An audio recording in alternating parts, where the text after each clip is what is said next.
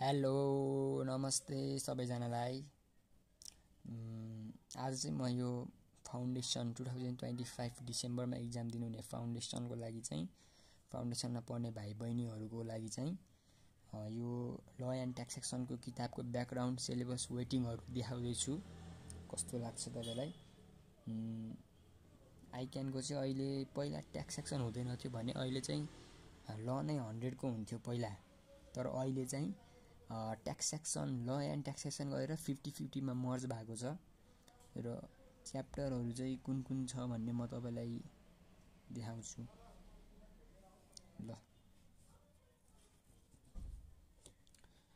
हाम्रो अहिले chapter 1 legislative process in Nepal and main elements of legal framework in Nepal भनेको लेजिस्लेटिभको ल कसरी बन्छ, ल किन बनाइयो, लको क्यारेक्टरहरू चाहिँ योमा छ।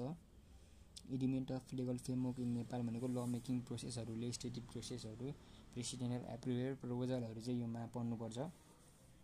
नेपाल चार्टर्ड अकाउन्टेन्ट एक्ट 2053 यो क्याप 3 लेभलमा थियो भने पहिला अहिले चाहिँ क्याप 2 मै मर्ज गरेको रहेछ।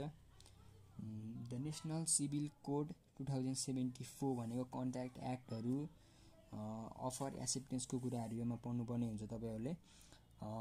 इन्डस्ट्रियल लज भनेको चाहिँ कम्पनी एक्टहरू, इन्डस्ट्रियल एक्टहरू यहाँ तपाईँले पढ्नुपर्ने हुन्छ। Negotiable instrument and its uses in Nepal, negotiable instrument and its uses in नेपालमा चाहिँ प्रोमिसनरी नोटहरू, बिल अफ एक्सचेन्ज, चेकको फिचर्सहरू, यस्तै कुराहरू तपाईँले पढ्नुपर्ने हुन्छ।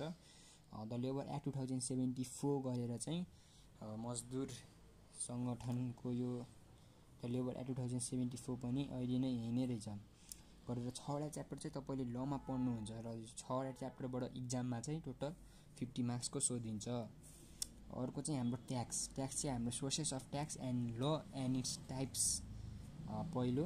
दोस्रोमा process of development and implement in taxation laws, यो चाहिँ ट्याक्सहरू किन बनाइन्छ, बनाउनुको कारणहरू, ट्याक्सको फिचर्सहरू, कम्पल्सरी कन्ट्रिब्युसनहरू चाहिँ योमा छ। इन्ट्रोडक्सनको पार्टमा छ यो दुईटा।